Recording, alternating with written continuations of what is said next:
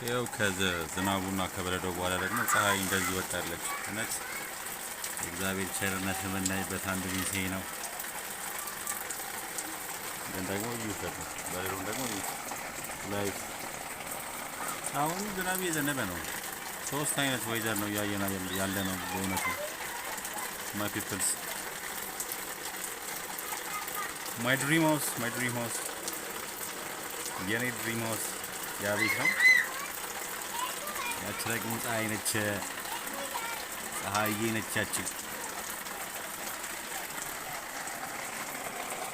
እና ይህን ይመስላል የነበረው ቆይታ።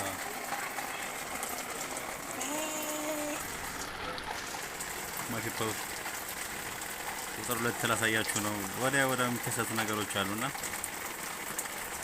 አትፍሩ ለማለት ነው። ከህይወት በኋላም እንደዚህ ከበረዶ በኋላ እንደዚህ ፀሐይ እናገኛለን። ተስፋ ለመቁረጥ ነው። እግዚአብሔርን ተስፋ ማድረግ ነው።